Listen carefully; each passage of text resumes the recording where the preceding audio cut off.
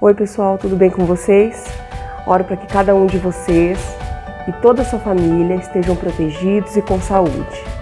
Hoje nós vamos corrigir todos os exercícios de matemática que vocês fizeram durante a semana. Prestem atenção, fiquem ligados nas explicações para acabar com todas as suas dúvidas, ok? Pegue sua apostila, lápis e borracha e vem comigo.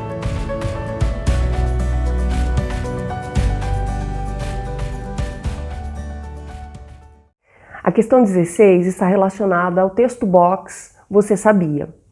E ele está contando um pouquinho sobre Euclides, que foi um grande matemático grego que desenvolveu a geometria e é considerado até hoje, por todos nós, o pai da geometria. Conta que ele era do século V a.C.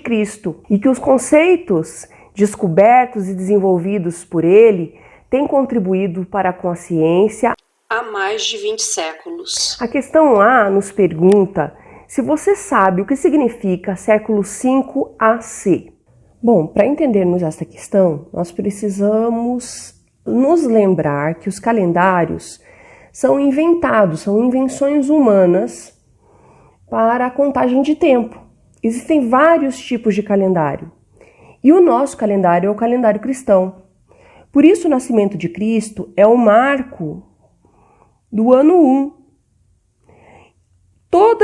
Todo o tempo depois do nascimento de Cristo é considerado DC, e todo o tempo que houve antes do nascimento de Cristo é contado como AC, antes de Cristo. A partir do nascimento de Cristo, então, começou a se contar o ano 2, o ano 3, o ano 4, o ano 5, até nós chegarmos nos dias de hoje, ano 2020.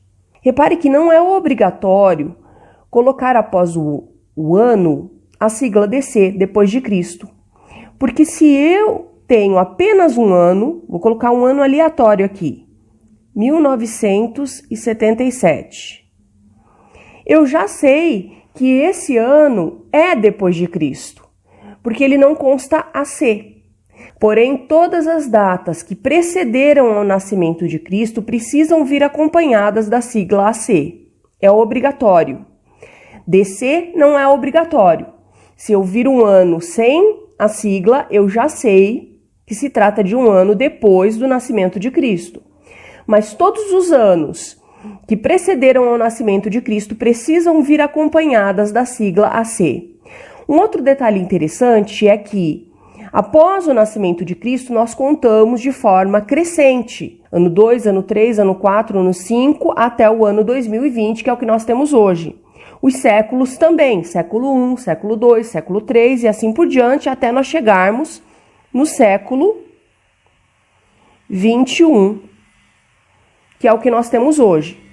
Já as datas que precedem o nascimento de Cristo, eu conto de forma decrescente.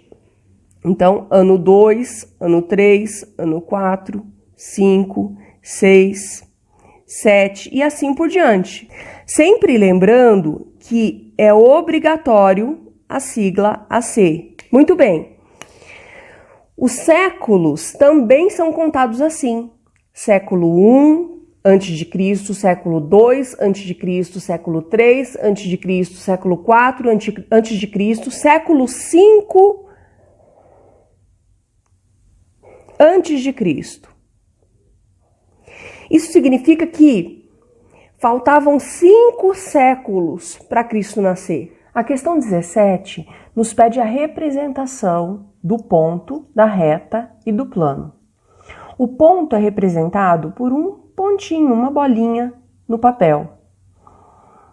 Também por uma letra maiúscula, uma letra de forma maiúscula. A reta é representada por uma linha reta com 2 setas,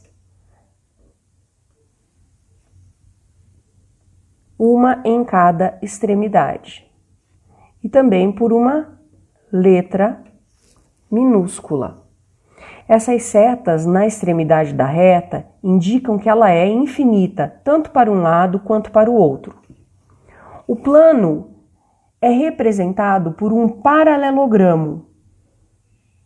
porque este tem suas duas dimensões, e também por uma letra grega. A questão número 18 pede que nós encontremos o caminho mais curto para chegar até o parque. Ora, o caminho mais curto para se chegar a qualquer lugar é o caminho em linha reta.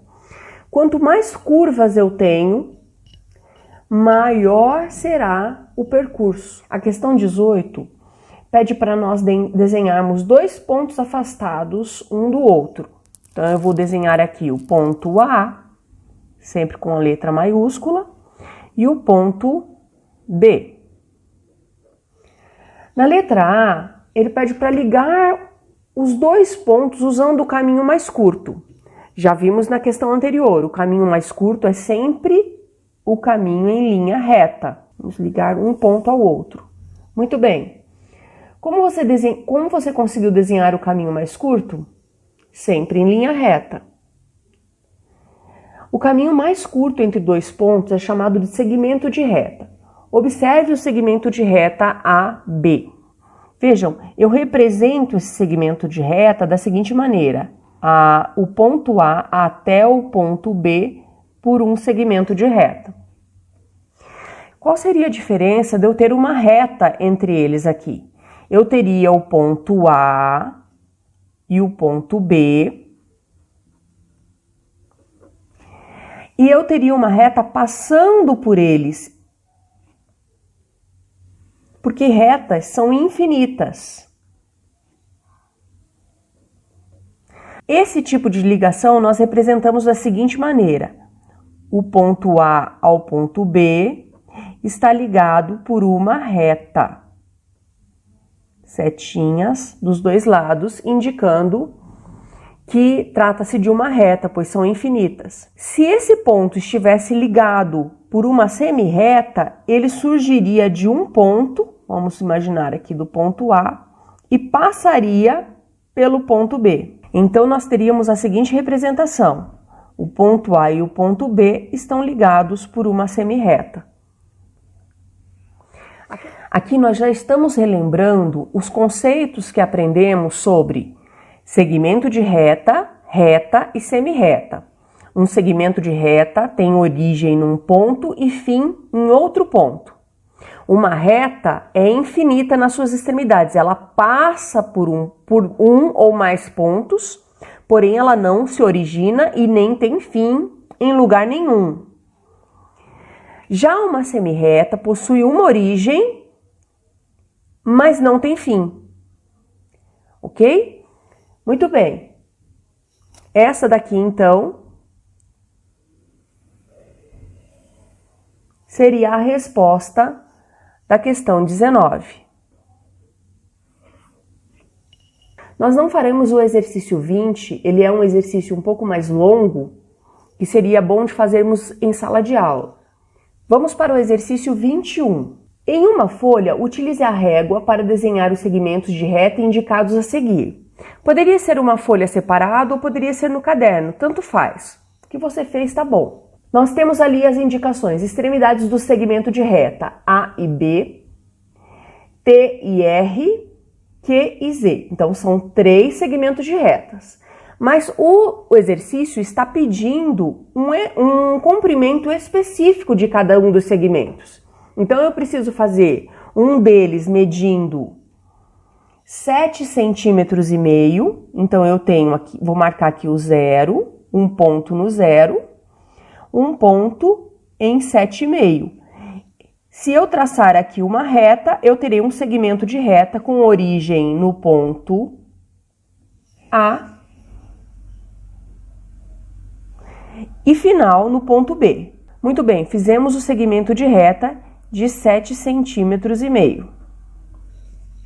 O segundo teria 15 centímetros. Então, eu marcaria o 0 como sendo o ponto e o 15 como sendo o outro ponto. O exercício está me pedindo que eles tenham o nome de T e R. Agora basta traçar o segmento de reta ligando os dois.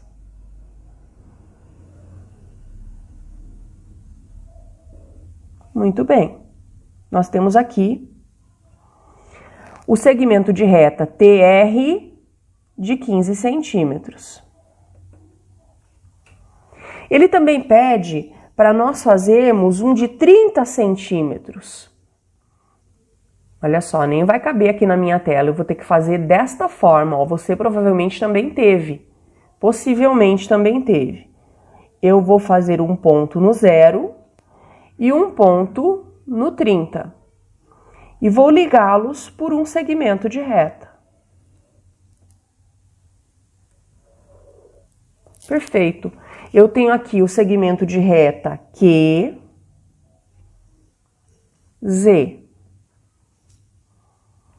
De 30 centímetros. Fácil, não? Como eu os representaria? Da seguinte maneira, olha. AB, um tracinho em cima, significa segmento de reta. Se tivessem duas flechinhas, seria uma reta passando por eles. Uma flechinha apenas, uma semi-reta. Olha lá, segmento de reta TR, um tracinho em cima. E segmento de reta QZ, um tracinho em cima. Muito bem.